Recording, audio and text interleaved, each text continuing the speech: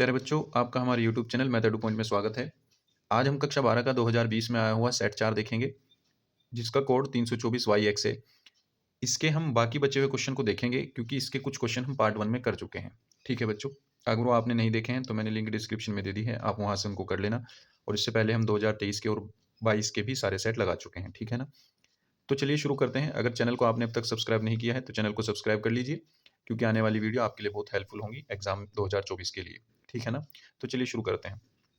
तो देखिए बच्चों, सिक्स्थ का क्या क्वेश्चन जो है, ये क्वेश्चन हम आपको पहले ही करा चुके हैं। ये क्वेश्चन हमने आपको कहाँ कराया है, सिक्स्थ का क्या क्वेश्चन, क्योंकि ये पहले आ चुका है तो हम इसको करा चुके हैं 324 एफ कोड में, 5वें का ये वहाँ पर चय है, ठीक है ना।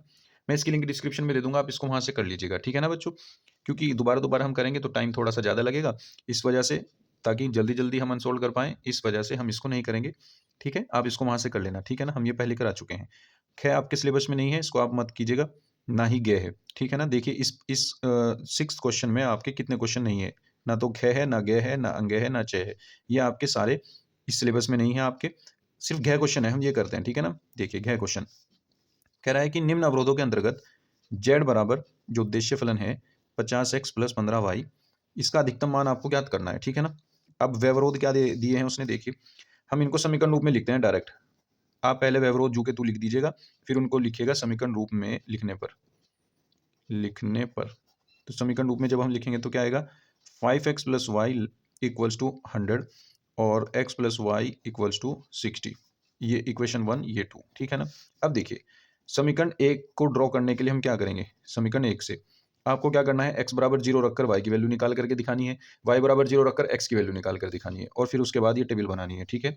हम डायरेक्ट टेबल बनाते हैं, ठीक है। देखिए आपको पेपर में सब कुछ करना है लेकिन, ठीक है ना।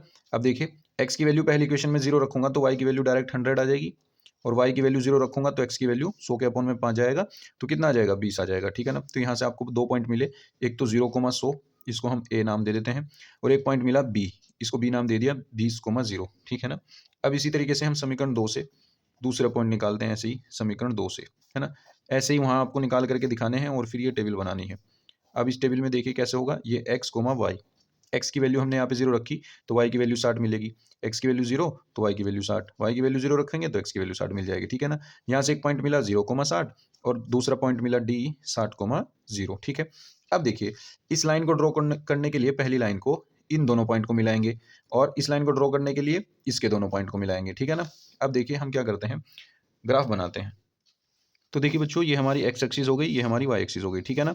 अब देखिए हम इसमें इक्वली डिस्टेंस पे कुछ पॉइंट ले लेते हैं, जैसे 1 2 3 4 5 6, ऐसे ही यहाँ पर 1 2 3 4 5 6, ठीक है ना। देखिए हमारे पास क्या है, 0,100 है, 0,20,0 है, इस तरीके के पॉइंट है, यानी 20 100 60 आ रहे हैं, तो हम 20 का डिफरेंस ले लेते हैं, ठीक है ना। ये 20 हो गया, ये 40 हो गया, ये 60 हो गया, ये 80 हो गया, ये 100 हो गया। इसी तरीके से यहाँ पर ये 20 हो गया, 40 हो गया, 60 हो गया, 80 हो गया, 100 हो गया, ठीक है ना। इससे ज़्यादा ज़रूरत है भी नहीं हमको। अब देखिए पहला पॉइंट क्या मिलता है, 0,100, एक्स की वैल्यू 0 है तो यानी ये वाई एक्स पे मिलेगा, तो 0,100 आपका ये रहा, ये तो है ए पॉइंट यहाँ पर। दूसरा पॉइंट क्या होगा, 20,0, 20,0 कहाँ पे है, ये रहा एक्स एक्सिस पे, ठीक है ना। 20,0 ये आपका दूसरा पॉइंट मिल गया यहाँ पर बी। अब इन दोनों को मिलाना है हमें, ठीक है ना। तो हम क्या करते हैं, इन दोनों को मिलाते हैं, देखिए कैसे मिलाएंगे इनको हम। यहाँ से इनको हम ऐसे मिला देंगे, ठीक है ना। ये आपकी पहली लाइन ड्रॉ हो गई, कौन सी लाइन, हम इस पे लिख देंगे, पहली लाइन कौन सी थी हमारी, 5x plus y equals to 100, ठीक है ना। ये वाली लाइन थी। अब देखिए दूसरे पॉइंट 0,60 और 60,0, 0,60 ये रहा, 60,0 ये रहा, इन दोनों को उठा करके मिला दीजिए, ठीक है ना। देखिए इन दोनों को हम मिला देंगे, यहाँ से क्या हो जाएगा, ये दूसरी लाइन ड्रॉ हो जाएगी। ये कौन सी लाइन होगी, इसका नाम है x plus y equals to 60। अब देखिए बच्चों, हमारे पास क्या होगा, कई सारे रीजन बने हैं, कई सारे क्षेत्र बने हैं, ये बना है, ये बना है, ये बना है, या ये पूरा बना है। अब ये आएगा कहाँ, हमें वो देखना है। अब देखिए जो उसने असमिकाएं दी थी, ये दी थी, ठीक है ना। और x greater than equal to 0, y greater than equal to 0, इसका मतलब पहला ही क्वाड्रेंट, बस पहला चतुर्थांश। इन दोनों का तो ये मतलब है कि पहले चतुर्थांश में हमें लेना है। चलो अब देखते हैं मूल बिंदु पर, हम क्या करेंगे, यहाँ पे लिखेंगे मूल बिंदु पर। मूल बिंदु क्या होता है, मूल बिंदु होता है 0,0 पर, ठीक है। ये 0,0, इसमें x और y की वैल्यू रख करके देख लो, इसमें दोनों में और इसमें भी दोनों में। जब आप यहाँ पे रखोगे ये भी 0 हो जाएगा, ये भी 0 हो जाएगा, यानी 0 प्लस 0 0 आ जाएगा, 0 लेस देन इक्वल टू 100 आ जाएगा, यानी इसका मतलब ये बात सत्य है। अगर ये बात सत्य आती है तो इस लाइन से, जो ये लाइन थी पहले वाली, इस लाइन से मूल बिंदु की तरफ हम शेड करेंगे, यानी हम शेड करेंगे मूल बिंदु की तरफ, ठीक है ना, यानी इसके इस साइड शेड होगी। अब दूसरी लाइन के पास चलते हैं, इस वाली लाइन के पास, है ना, ये इसकी है, तो यहाँ पे हम जब 0 0 रखेंगे तो ये 0 लेस देन इक्वल टू 60 आ जाएगा, ये भी बात सही है ना, 0 60 से छोटा होता है, तो अगर 70 है तो इसके भी नीचे की साइड साइड शेड होगी, ठीक है ना, तो इसका मतलब इन दोनों के नीचे शेड होगी, तो ऐसा रीजन ढूंढना है जो इन दोनों के नीचे हो, ऐसा क्षेत्र, तो ऐसा क्षेत्र तो ये वाला है, ठीक है ना, ये वाला, ये जो क्षेत्र है ये वाला, ये इन दोनों के नीचे है, ठीक है ना, ये इन दोनों के नीचे है, तो हमारे पास कौन कौन से पॉइंट मिलेंगे शीर्ष बिंदु, एक तो कॉर्नर पॉइंट ये मिला, एक ये मिला, एक ये मिलेगा, एक ये मिला, ठीक है ना, ये तो हमें पता है मूल बिंदु होता है 0,0, ये भी हमें पता है ये 20,0 है ना, 20,0, ये वाला हमें निकालना पड़ेगा, इसकी ये वाली इक्वेशन और इस लाइन की ये वाली इक्वेशन, इन दोनों इक्वेशन को सॉल्व करके, इन दोनों इक्वेशन को सॉल्व करके आप क्या कर सकते हैं, ये पॉइंट निकाल सकते हैं, ठीक है ना, हम ये पहले फाइंड कर चुके हैं, ये क्या आया है 10,50, ठीक है ना, और ये तो है ही आपके पास, क्या क्या है ये पॉइंट 0,60, ठीक है ना, तो आपके पास चार जो बिंदु हैं ये शीर्ष बिंदु हैं, इन पर आपको जेड का अधिकतम मान निकालना है, तो आप क्या करेंगे, यहाँ पर टेबल बनाएंगे ऐसे, शीर्ष बिंदु लिखेंगे पहले तो, शीर्ष बिंदु, ठीक है ना, अब शीर्ष बिंदु के नीचे अपने बिंदु लिख दीजिए सारे, 0,0, 20,0, 10,50 और तीसरा चौथा जो है वो है 0,60, ठीक है, सारे बिंदु लिख दिए, इसके बाद आपको क्या करना है, यहाँ पर जेड लिखना है, उद्देश्य फलन 50x + 15y, है ना, अब ये x की और y की वैल्यू यहाँ बारी बारी रखो और वैल्यू निकालो, जब x और y की वैल्यू 0 0 यहाँ पे रखूँगा तो इसका मान 0 आ जाएगा जेड का, जब x की वैल्यू 20 और y की वैल्यू 0 रखूँगा तो 20 पंजे यहाँ पे आ जाएगा आपका 1000, ठीक है ना? यहाँ पे आ जाएगा 1000। अब जब 10 की x की वैल्यू 10 और y की वैल्यू मैं यहाँ पे रखूँगा 50, ये इसको सॉल्व करके आएगा 1250, और जब ये रखूँगा यहाँ पर ये आ जाएगा आपका 900, ठीक है ना? तो इसका मतलब क्या हुआ? इसका मतलब ये जो आपका है अधिकतम मान ये हो जाएगा, ठीक है ना? अधिकतम मान, क्योंकि उसने अधिकतम मान पूछा है, ठीक है ना? अधिकतम मान पूछा है, अधिकतम मान ज्ञात कीजिए, तो हम क्या कहेंगे? अतः अतः बिंदु बिंदु 10,50 पर 10,50 पर जेड का अधिकतम मान क्या हो जाएगा? जेड का अधिकतम मान आपका हो जाएगा 1250 है, ठीक है ना? ये आपका आंसर हो जाएगा, ठीक है बच्चों? बहुत आसान क्वेश्चन था। देखिए, आपको भी बिल्कुल क्लियर और साफ-साफ ग्राफ बनाना है, इक्वली डिस्टेंस पर लेकर के बनाना है, ठीक है ना? बहुत अच्छा लगेगा और आपको एग्ज़ामिनर नंबर भी अच्छे देगा, ठीक है ना बच्चों? चलिए चलते हैं नेक्स्ट क्वेश्चन पर। तो देखिए बच्चों, नेक्स्ट क्वेश्चन ये आपके सिलेबस में नहीं है, ये भी आपके सिलेबस में नहीं है, क्योंकि इसमें प्रायिकता बंटन कहा है इसने, ठीक है ना? तो ये प्रायिकता बंटन वाली एक्सरसाइज आपकी अब सिलेबस में नहीं है, ठीक है? तो आप इसको नहीं करेंगे। क्या क्वेश्चन, आव्यूह का व्युत्क्रम तो निकालना है, लेकिन प्रारंभिक रूपांतरण के प्रयोग से, ये आपके सिलेबस में अब नहीं है, सिंपल वाला है, ठीक है ना? आप इसको सिंपली निकाल के देख सकते हो, ठीक है? जैसे हम निकालते हैं हर क्वेश्चन में, जैसे हम इसमें भी निकालेंगे एक इनवर्स, तो आप इसको ऐसे निकाल लेना, ठीक है? वैसे इस वाले मेथड से नहीं करना है, ठीक है ना? तो ये सिलेबस में नहीं है। अब चलते हैं ख क्वेश्चन पर, 7th का ख क्वेश्चन। देखिए बच्चों, 7th के ख क्वेश्चन में क्या है आपका, इसी तरीके से समीकरण निकाय दे रखी है, आव्यूह विधि से इनको हल करना है, ठीक है ना? तो हम क्या करेंगे, सबसे पहले समीकरणों को लिखने पर, ठीक है ना? समीकरण क्या है, दी गई समीकरण x + y + z = 6, x plus, देखिए इसमें यहाँ पे y नहीं है, तो y को 0 लिख देते हैं, 0 × y और प्लस पे 2z और इक्वल्स टू आएगा 5, और यहाँ पे आएगा 3x + y + z equals to आ जाएगा 12, ठीक है ना? अब हम क्या करेंगे, इनको ax = b रूप में लिखने पर, तो ये क्या हो जाएगा, देखिए ax = b रूप में जब हम लिखेंगे, ये a मैट्रिक्स बनेगी इनके कोफिशिएंट की, है ना? x का कोफिशिएंट, y का कोफिशिएंट, z का कोफिशिएंट, फिर दूसरी इक्वेशन में ऐसे ही x का कोफिशिएंट, y का कोफिशिएंट, z का कोफिशिएंट, ऐसे ही तीसरी में 3, 1 और 1, और यहाँ पे जितने आपके पास ये चर हैं x, y, z, वो यहाँ पे रख दो ऐसे लंबे कॉलम में, ठीक है ना? और इक्वल्स टू यहाँ पे ये आ जाएगा आपके इधर वाले 6, 5 और 12, ठीक है ना? अब आपके पास ये a हो जाएगा, ये x हो जाएगा, ये b हो जाएगा, ये a आव्यूह, ये x आव्यूह, ये b आव्यूह, ठीक है ना? अब यहाँ से देखिए, सबसे पहले हम a का सारणिक निकालते हैं, तो a को सारणिक बना लीजिए पहले, 1 1 1 1 0 2 3 1 1, ठीक है ना? इसका जब आप सारणिक निकालोगे, तो इसका सारणिक हम पहले ही निकाल लिया है हमने, वो आएगा आपका 4, ठीक है ना? नॉट इक्वल्स टू 0 है, ठीक है? उम्मीद करता हूँ आपको मैं इसका डिटर्मिनेंट का यानी सारणिक का मान निकालना आता होगा, ठीक है ना? क्योंकि हम अब तक बहुत क्वेश्चन कर चुके हैं बच्चों। तो चलिए, अब हम क्या करते हैं, इस a के आव्यूह a के सहखंडों से बना आव्यूह बनाते हैं, ठीक है ना? तो हम क्या कहेंगे, a के सहखंडों से बना आव्यूह, सहखंडों या सहगुणनखंडों से बना आव्यूह, तो क्या हो जाएगा, सहगुणनखंडों से बना आव्यूह, उसको हम b कह देंगे, ठीक है ना? अब देखिए कैसे बनता है, आपको इसका जब सेकंड लिखोगे तो इसकी रो इसका कॉलम छोड़ दो, जो ये 4 एलिमेंट बनेंगे इनका सारणिक बनाओ और इसको सॉल्व करो, तो जो आएगा वो यहाँ आएगा, उसको हम लिखेंगे यहाँ पे, तो ये आ जाएगा -2। इसी तरीके से जब आप दूसरे एलिमेंट का सेकंड निकालोगे तो उसकी रो और इसका कॉलम छोड़ दो, जो ये 4 एलिमेंट बचे इनका सारणिक बनाओ और इनको सॉल्व करो, और ये आएगा माइनस में, ठीक है ना। ये वाला एलिमेंट, ये वाला एलिमेंट, ये वाला एलिमेंट और ये वाला एलिमेंट, ये वाले अपोजिट साइन के लिखने हैं बस तुम्हें, जो आपका आएगा उसके अपोजिट साइन का। अब जैसे देखिए ये 1 है, इसकी रो इसका कॉलम छोड़ दिया, तो 1 एकम 1 माइनस 3 दूनी 6, तो 1 माइनस 6 यानी -5 आ रहा है, तो हमें अपोजिट साइन का लिखना है, ये 5 लिखेंगे फिर हम प्लस का, ठीक है ना।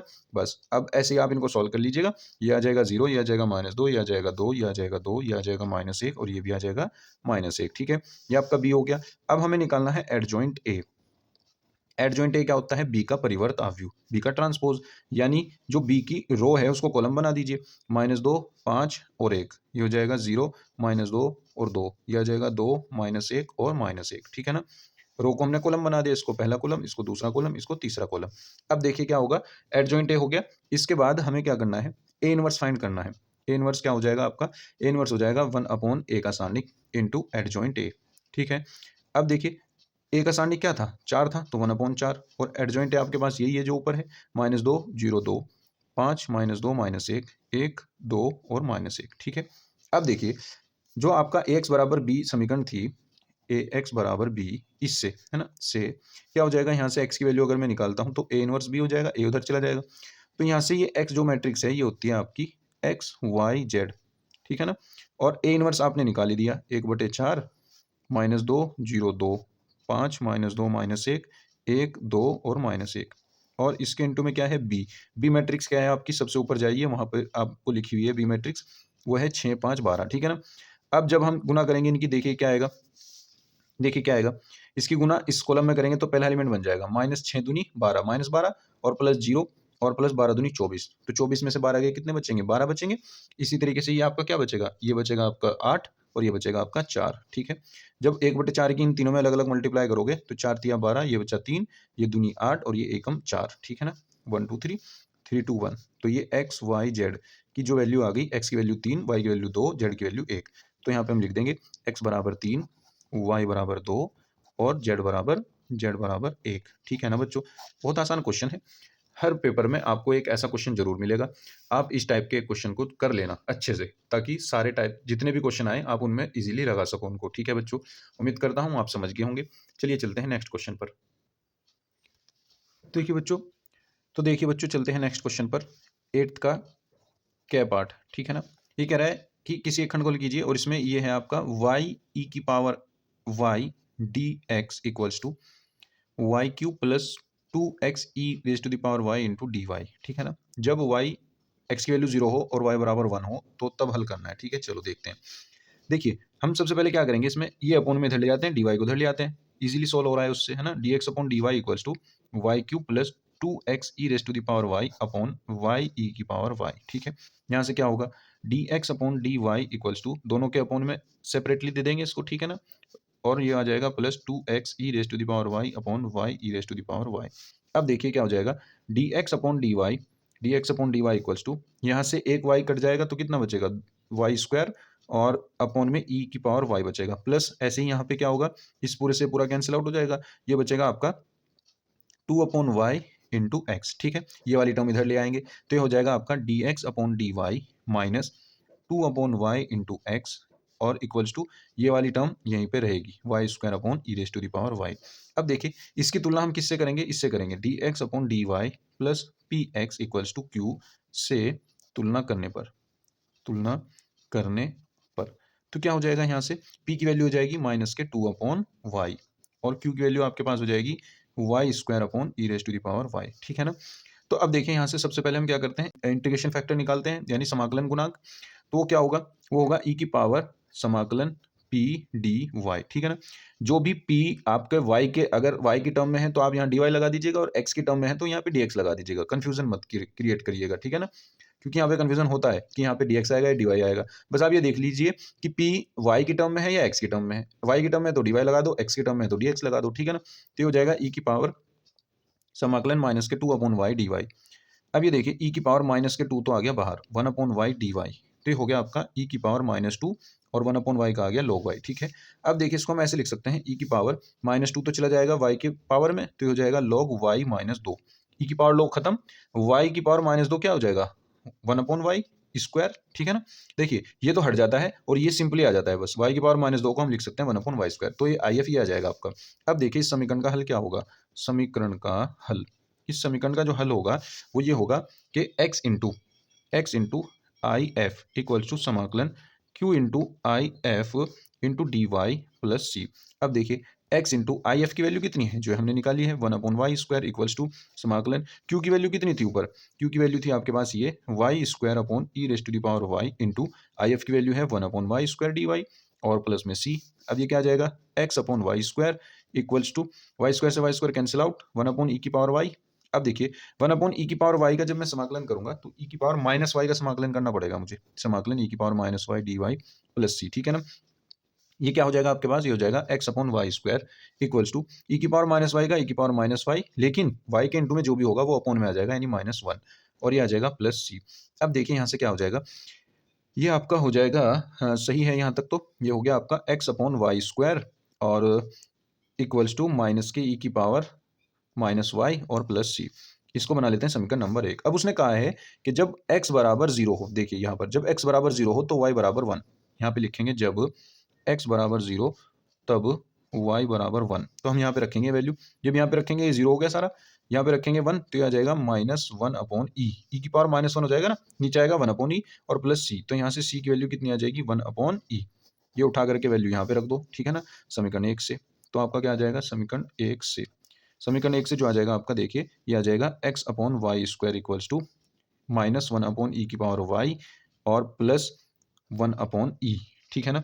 अगर मैं इसको सही से करके लिखूं तो ये हो जाएगा आपका x की पावर x y की पावर -2, ये इधर आ गया तो ये हो जाएगा प्लस e की पावर -y लिख सकता हूँ और इक्वल्स टू इसे लिख सकता हूँ e की पावर -1, बस इसको ऐसे समीकरण रूप में लिख सकते हैं, ठीक है ना। ये आपका आंसर हो जाएगा। उम्मीद करता हूँ आप समझ गए होंगे बच्चों, बहुत आसान क्वेश्चन था। चलिए नेक्स्ट क्वेश्चन पर चलते हैं। तो देखिए बच्चों नेक्स्ट क्वेश्चन पर चलते हैं, ख क्वेश्चन 8th का ख क्वेश्चन। बच्चों ध्यान से देखना, बहुत अच्छा क्वेश्चन है ये। x minus y d y by d x equals to x plus 2y, है ना। तो यहाँ से क्या होगा, d y by d x की अगर मैं वैल्यू निकालता हूँ तो मेरे पास आ जाएगा x प्लस 2y upon x minus y, सबकी पावर एक एक है, और अगर मैं x की जगह लैम्डा एक्स, y की जगह लैम्डा y भी रख दूँ तो वो वापस से यही फंक्शन बन जाएगा, यानी ये एक समघातीय फलन है, ठीक है ना। अगर समघातीय फलन होता है तो हम क्या करते हैं, फिर उसमें y की जगह vx पुट करते हैं या x की जगह vy पुट करते हैं। तो d y by d x की फॉर्म है तो इसका मतलब y बराबर वी एक्स पुट करना होगा इसमें, तो हम क्या करेंगे पुट y बराबर वी एक्स, इसका डिफरेंशिएशन करते हैं तो ये आ जाएगा d y by d x equals to first function as it is, second का डिफरेंशिएशन यानी x का 1 plus x first second as it is, first का डिफरेंशिएशन यानी d v upon d x, इसको 1 बना लो, इसको सेकंड बना लो, इन दोनों से इन दोनों से देखते हैं, ये हो जाएगा आपका लेफ्ट हैंड साइड इक्वल है तो राइट हैंड साइड इक्वल होगी। यहाँ पे लिखते हैं समीकरण 1 व 2 से, समीकरण 1 व 2 से ये क्या हो जाएगा v plus x d v upon d x equals to x plus 2 y की जगह वी एक्स पुट करेंगे और अपॉन यहाँ पे एक्स जुगा 2 माइनस वाई की जगह वी एक्स पुट करेंगे। तो देखिए यहाँ से क्या हो जाएगा, यहाँ से मैं एक्स कॉमन लेकर के काट दूँ तो ये बचेगा 1 प्लस 2v अपॉन, यहाँ से एक्स कॉमन लेकर के काट दो ये बचेगा 1 माइनस वी, इस v को अब मैं इधर ले जाऊंगा, ये हो जाएगा x d v upon d x equals to 1 plus 2v upon 1 minus v, इसका एलसीएम ले लेंगे इसके साथ तो यह आ जाएगा 1 प्लस 2v माइनस v की गुना इन दोनों में होगी तो v minus minus plus v square upon 1 minus v, ठीक है ना, एलसीएम ले लिया, हो गया x d v upon d x equals to v square और 2v minus v plus 1 upon 1 minus v, तो ये इसके अपॉन में यानी डी के साथ जो आएंगे वो क्या आ जाएगा 1 माइनस वी ऊपर upon we square plus we plus 1 into D और equals to 1 upon X D X, ठीक है। यहाँ से हो जाएगा, दोनों ओर का समाकलन कर देंगे। अब देखिए इसको डायरेक्ट में समाकलन कर दूं ये मुश्किल सा बैठ रहा है थोड़ा, ठीक है ना, तो इसको मेन जो खेल है वो यही है, यहीं पे है मेन आकर के काम कि समाकलन कैसे करोगे आप। अगर कोई टेढ़ा मेढ़ा फंक्शन फंस गया तो समाकलन करने में दिक्कत आ जाएगी, बस आपको ये ध्यान रखना है समाकलन अच्छी तरीके से कर लेना है, किसी भी तरीके का फंक्शन हो आपको समाकलन करना आना चाहिए, ठीक है ना। तो देखिए यहाँ पर मैं क्या करता हूँ, अगर मैं इसको टी मान लेता हूँ तो ये 2v आएगा और प्लस 1 आएगा, लेकिन ये v का कोफिशिएंट ही दिक्कत कर रहा है, बाकी सब तो यहाँ पे ठीक है ना। तो अगर मैं इसको ऐसे करूं कि देखिए हमने इसके जैसे बहुत क्वेश्चन किए हैं समाकलन में, हम क्या करेंगे, हम लेट कर लेते हैं ऊपर वाला जो फंक्शन होता है 1 माइनस वी, इसको हम मान लेते हैं किसके बराबर, a into d by d x of नीचे वाला v square plus we plus one और प्लस बी, ठीक है ना, ये रख देते हैं। यह आ जाएगा 1 माइनस वी इक्वल्स टू, इसको बना लेते हैं समीकरण नंबर 1। यहाँ पे आ जाएगा आपका a इंटू, ये आ जाएगा 2v प्लस वन और प्लस में आ जाएगा b, यहाँ से आ जाएगा 1 माइनस वी इक्वल्स टू, ये हो जाएगा 2av plus a plus b। अब देखिए v के इंटू में यहाँ पे 2a है और यहाँ पे v के मल्टीप्लाई में -1 है, तो अगर मैं कंपेयरिंग करूँ तो 2a बराबर -1 आएगा और a बराबर -1/2 आएगा, ठीक है। इसी तरह a प्लस बी जो कांस्टेंट टर्म है, ये कांस्टेंट टर्म के इक्वल होगी, यानी एचर के इक्वल होगा, ठीक है ना। अब a की वैल्यू तो -1/2 थी, मैंने यहाँ पे रख दी, b की वैल्यू ये और ये 1, तो b की वैल्यू यहाँ से कितनी आ जाएगी, वो आ जाएगी 3/2, ये -1/2 उधर जाएगा, +1/2 हो जाएगा, तो हो जाएगा b की वैल्यू 3/2। अब ये दोनों वैल्यू यहाँ रख के ये वैल्यू पूरी इसकी जगह यहाँ पे रख दो, ठीक है ना। अब मैं क्या कहूँगा, a और b का मान समीकरण 2 में रखकर समीकरण 2 व 1 से, ठीक है ना। अब हम यहाँ कहेंगे a व b का मान समीकरण 2 में रखकर समीकरण 1 से, ठीक है।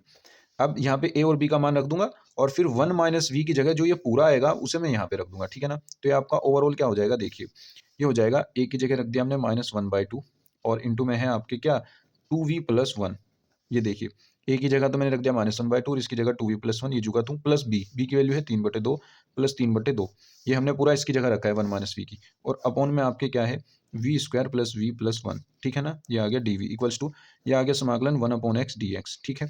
अब देखिए यहाँ से क्या होगा, इसको अलग कर देंगे और इसको अलग कर देंगे, तो यहाँ से आ जाएगा -1/2 बाहर, समाकलन 2v plus one upon we square plus we plus one d v, ये अलग हो गया, प्लस इसी तरह 3/2 बाहर, समाकलन 1 upon we square plus we plus one d v, ये अलग हो गया, और बराबर ये हो गया आपका 1/x, समाकलन 1/x dx, ठीक है।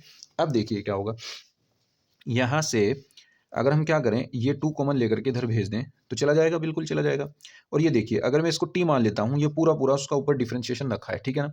जब भी किसी फंक्शन का, नीचे वाले फंक्शन का ऊपर पूरा पूरा डिफरेंशिएशन रखा हो तो उसका समाकलन हम क्या करते हैं, direct log v square plus we plus one, यानी लॉग लगा करके नीचे वाला फंक्शन लिख दो बस, ठीक है ना। प्लस अब ये 2 था कॉमन लेकर के हम उधर पहुंचा देंगे, ठीक है ना। यहाँ पे सिर्फ माइनस बचेगा ये, ठीक है, और प्लस यहाँ पे 3 बचेगा ओनली। अब इसको करना है समाकलन, इसका भी डायरेक्ट नहीं कर सकते तो इसको परफेक्ट स्क्वायर बना लो। परफेक्ट स्क्वायर बनाओगे कैसे, ये आ जाएगा समाकलन, देखो वी के इंटू में क्या है 1, 1 का आधा करो 1/2, अब 1/2 का स्क्वायर जोड़ दो, 1/2 का स्क्वायर घटा दो, तो ये आपको पता होगा, ठीक है ना। तो जब हम इसको परफेक्ट स्क्वायर बना लेंगे, ये क्या बनेगा, ये बनेगा आपका, चलो मैं बना देता हूँ, ये वी स्क्वायर प्लस इसके वी के इंटू में क्या है 1 है, 1 का आधा करो, 1 का आधा 1/2 इसका स्क्वायर, यानी ये जोड़ो यही घटाओ, तो हमने क्या किया, यही जोड़ दिया और यही घटा दिया, -1/2 का स्क्वायर, ठीक है ना, यही हमने घटा दिया, डी वी इक्वल्स टू, ये आ जाएगा आपका 2 log x, 1/x का 2 log x आ गया, ठीक है ना, समाकलन कर दिया। और यहाँ पे हम क्या लगा देंगे, यहाँ पे हम -c लगा देंगे, ठीक है ना, -c, क्योंकि हमें जरूरत पड़ेगी इसकी, ठीक है ना। आप +c लगा दो, -c लगा दो, log c लगा दो, -log c लगा दो, जो आपकी मर्जी हो वो लगा दो, ठीक है ना। ठीक है, आप एग्जाम में जो आपकी मर्जी हो वो लगा सकते हैं, ठीक है ना। अब देखिए यहाँ से क्या हो जाएगा, माइनस के log, ये हो जाएगा आपका V square plus we plus one plus three. अब ये हो जाएगा आपका 1/, A square plus B square plus 2ab, ये 2ab हो जाएगा, ठीक है ना। तो ये a प्लस बी का होल स्क्वायर बन जाएगा, यानी v प्लस 1/2 का होल स्क्वायर, और ये 1/4 हो गया, 1/4 और ये 1 माइनस 1/4, 4 में से गया 3/4, यानी प्लस क्या आ जाएगा, √3/2 का होल स्क्वायर में इसको लिख सकता हूँ, और ये आ जाएगा dv, और बराबर ये हो जाएगा आपका 2 log x माइनस c, ठीक है ना बच्चों। यहाँ तक हो गया। अब देखिए आगे चलते हैं, तो देखिए बच्चों ये आपका हो जाएगा माइनस के log v square plus we plus one plus three 1/, ये x square plus a square वाला फॉर्मूला लग जाएगा, ठीक है ना। तो यहाँ से हम क्या कर देंगे इसको, देखिए यहाँ पे पहले ही लॉन्ग हो चुका है क्वेश्चन बहुत, तो हम इसको अब यहाँ पे टी नहीं मानेंगे, हम डायरेक्ट करेंगे, ठीक है ना।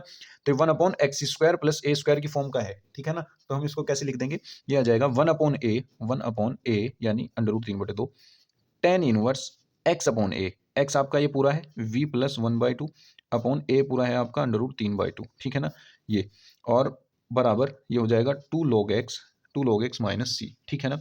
अब देखिए क्या होगा, ये हो जाएगा माइनस के log, अगर मैं इसमें क्या करूँ, y की वैल्यू v की वैल्यू वापस पुट कर देता हूँ, v की वैल्यू y अपॉन एक्स रख देता हूँ, तो ये हो जाएगा y square upon x square plus y upon x और प्लस 1, ये तो इसकी वैल्यू आ गई प्लस।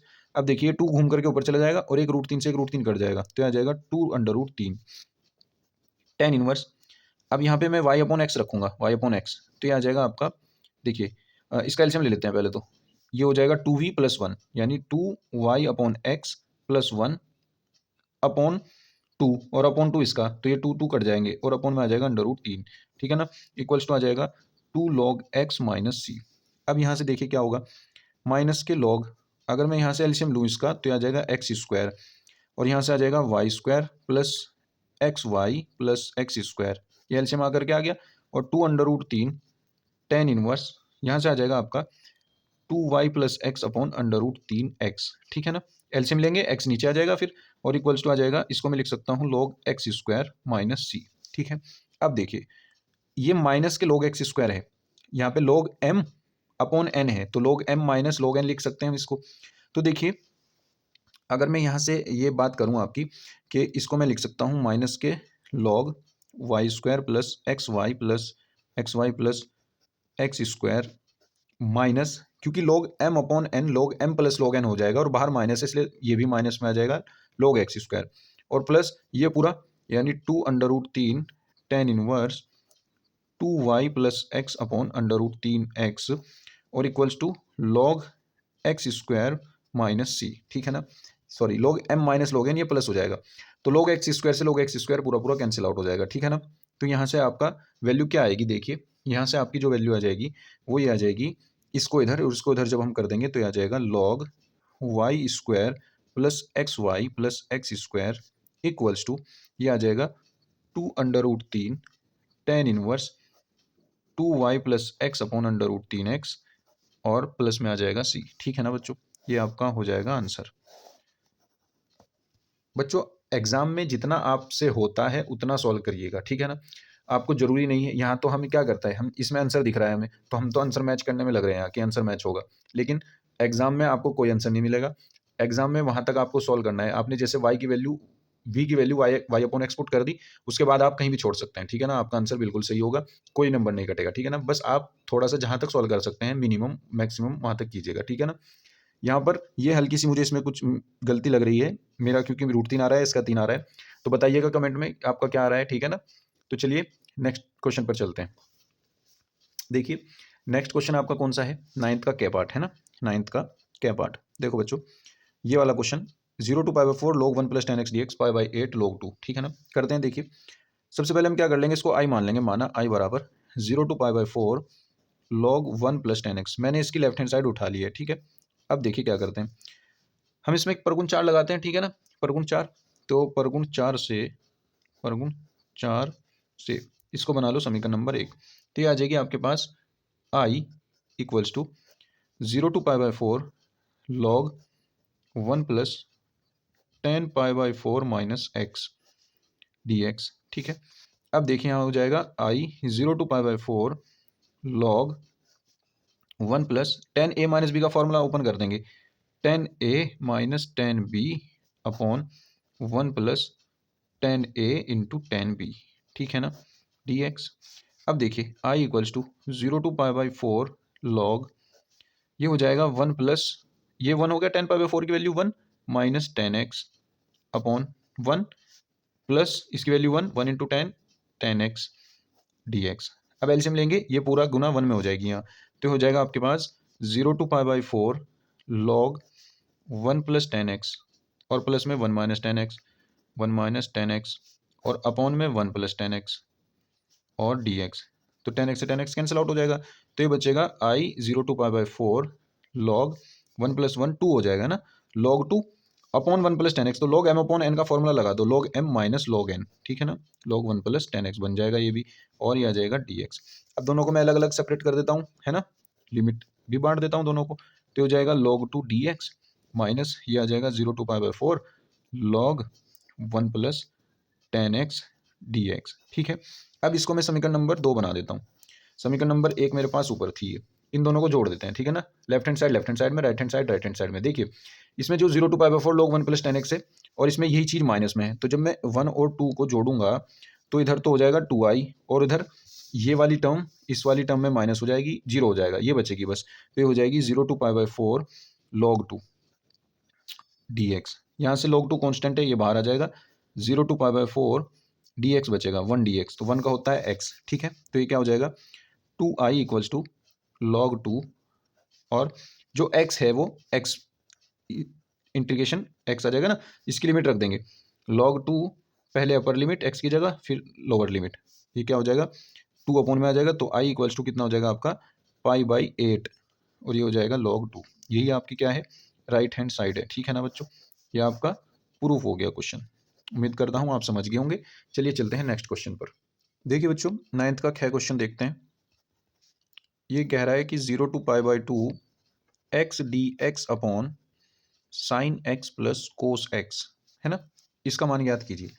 तो बच्चों देखिए बहुत आसान क्वेश्चन है, बस थोड़ा सा लंबा चलेगा, ठीक है ना, जैसा अभी पीछे क्वेश्चन गया बस ऐसा ऐसा ही है, ठीक है ना। हम इसको क्या कर लेते हैं, इसको i मान लेते हैं, माना i बराबर ये है, और इसको समीकरण नंबर 1 मान लेते हैं, ठीक है ना। अब परगुण 4 लगाएंगे इसमें भी हम, परगुण 4 पता है ना बच्चों, आपको पूरी परगुण 4 लिखनी है आपको यहाँ, ये वाली 0 to a, अगर f of x dx आपके पास है तो आप अगर उसमें 0 to a f of a minus x भी कर देते हैं तो इस पर कोई फर्क नहीं पड़ेगा उसके मान पर, ठीक है ना, बस ये लगानी है आपको यहाँ, है ना से। तो यहाँ क्या हो जाएगा i equals to 0 to π/2, x की जगह भी π/2 माइनस एक्स रखेंगे, और अपॉन में ऐसे ही यहाँ पे रखेंगे साइन π/2 माइनस एक्स, प्लस इसी तरह यहाँ पे कोस π/2 माइनस एक्स और dx, ठीक है।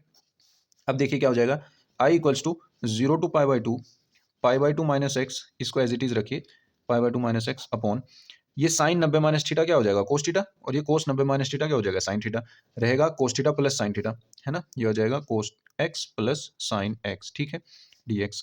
अब देखिए इस वाली टर्म को यानी पहली इक्वेशन को और सेकंड इक्वेशन को अगर मैं जोड़ दूं, अगर मैं दोनों को जोड़ दूं, है ना, तो देखिए क्या हो जाएगा, या चलो अभी इसको हम सेपरेट कर लेते हैं अलग अलग। i इक्वल्स टू 0 to π/2, एक बार π/2 के अपॉन में ही आ जाएगा, एक बार x के अपॉन में आ जाएगा, तो ये आ जाएगा कोस x प्लस साइन एक्स, और इसकी लिमिट अलग कर दी, माइनस इसी तरह 0 to π/2 इसकी लिमिट अलग कर दी, इसको मैं लिख दूंगा sign x plus cos x, क्योंकि कोई फर्क नहीं पड़ता, चाहे cos x plus sine x लिख लीजिए, चाहे sign x plus cos x लिख लीजिए। ये बन गई समीकरण नंबर 2। अब देखिए समीकरण 1 व समीकरण 2, इन दोनों को जब मैं दोनों को जोड़ दूंगा तो क्या होगा, यहाँ से ये वाली जो टर्म है, ये वाली टर्म सेम इसकी टर्म है, तो ये इसमें जुड़ करके माइनस हो जाएगी, यानी ये कट जाएगी, 0 आ जाएगा, ये बचेगी बस खाली, ठीक है ना। तो इस टर्म को लेकर के चलेंगे, और लेफ्ट हैंड साइड में i प्लस आई क्या हो जाएगा 0 हो जाएगा, ठीक है। तो देखिए क्या हो जाएगा, ये हो जाएगा आपका 2i, यहाँ पे समीकरण 1 प्लस समीकरण 2, ठीक है ना। 2i इक्वल्स टू 0 to π/2, आपके पास ये बचा बस pi upon cos x plus sine x, cos x plus sine x dx। अब देखिए बच्चों जब भी इस तरीके का क्वेश्चन आपको कहीं मिले, ये π/2 था, है ना, नॉट π/2, ये आ जाएगा आपका 2i इक्वल्स टू π/2 को बाहर दे दीजिए, हो जाएगा 0 to π/2 1 upon sine x plus cos x dx, ठीक है। जब भी इस तरीके का क्वेश्चन आपको मिले कि ऊपर कुछ ना हो और नीचे sign x plus cos x हो, या इस तरीके से लिखा हो a sign x plus b cos x, तो यहाँ पे जो साइन एक्स के मल्टीप्लाई में है ये, और जो कोस एक्स के मल्टीप्लाई में है ये, इनका स्क्वायर ले लो, यानी अंडर रूट 1 का स्क्वायर प्लस 1 का स्क्वायर, क्योंकि इसके भी इंटू में यहाँ पे 1 है और इसके भी इंटू में यहाँ पे 1 है, दोनों का स्क्वायर ले लिया, क्या आया अंडर रूट 2 आ गया।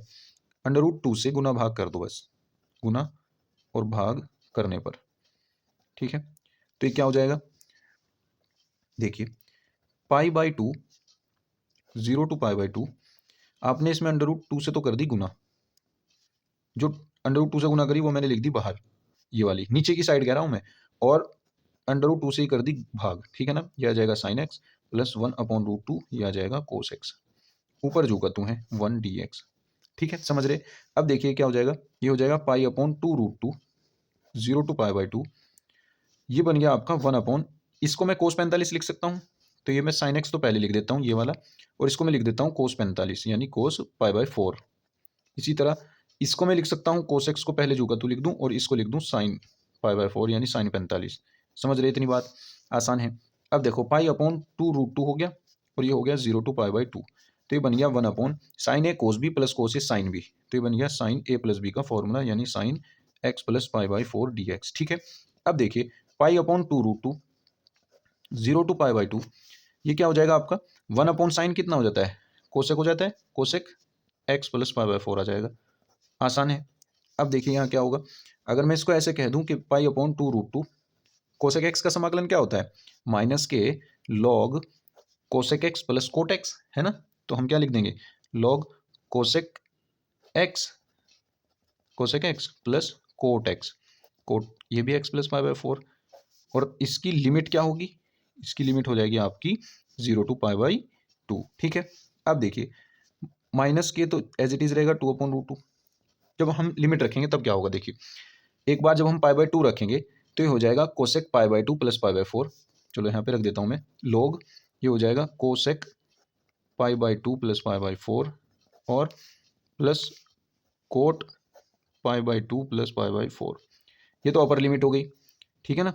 अब इसी तरीके से लोअर लिमिट रखेंगे माइनस करके, तो यहाँ से लोअर लिमिट में क्या आएगी, देखिए लोअर लिमिट आपकी आ जाएगी ऐसे ही, लॉग के अंदर अब की बार मैं 0 रखूंगा एक्स की जगह, तो ये लॉग कोसेक सिर्फ पाई बाय 4 बचेगा, पाई बाय 4 और प्लस ये आ जाएगा कोट पाई बाय 4, ठीक है ना, ये आ जाएगा आपका। अब बच्चों ये जो बनेगा 3 पाई बाय 4 बनेगा, ये तो √2 आएगी, √2 आएगी और ये -1 आएगी, √2 -1 और ये √2 +1 आएगी, ठीक है ना। तो देखिए आगे चलते हैं, तो ये आपका आ जाएगा माइनस के पाई अपॉन 2√2 और लॉग, यहाँ पे जो बचा आपका ये बचा √2 -1 माइनस लॉग √2 +1, ठीक है ना, ये आपका बचा यहाँ से। और जब इस माइनस के अंदर गुना कर दूंगा तो ये हो जाएगा पाई अपॉन 2√2, ये लॉग √2 +1 पहले आ जाएगा और ये वाला बाद में आ जाएगा, माइनस हो जाएगा, है ना, √2 -1, ठीक है। ये वाली टर्म पॉजिटिव हो गई, ये नेगेटिव हो गई। अब देखिए क्या हो जाएगा, pi upon 2√2 log m minus log n, तो लॉग m अपॉन n यानी √2 +1 अपॉन √2 -1, और ये आपका हो गया क्वेश्चन कंप्लीट, ये आपका हो गया आंसर, ठीक है ना बच्चों। उम्मीद करता हूँ आप समझ गए होंगे, बहुत आसान क्वेश्चन है और ये पेपर आपका इसी के साथ कंप्लीट हो गया, इसके बाद कोई क्वेश्चन भी नहीं है, ठीक है ना। अगर आपने अब तक भी चैनल को सब्सक्राइब नहीं किया है तो चैनल को सब्सक्राइब कर लीजिए, और हमने जो पेपर आपको करा दिए हैं उनको अच्छे से कर लीजिए, आगे भी हम आपको कराएंगे, आप करते रहिए। जो भी प्रॉब्लम हो आप हमारे ईमेल पे कांटेक्ट कर सकते हैं या इंस्टा पर भी आप हमें कांटेक्ट कर सकते हैं, ठीक है ना बच्चों। कमेंट में भी पूछ सकते हैं, मैं आपको पूरी कोशिश करूंगा कि मैं आपका सवाल का जवाब दे सकूं, ठीक है ना, मैं आपके डाउट को सॉल्व कर सकूं। तो चलिए मिलते हैं नेक्स्ट वीडियो में, थैंक यू।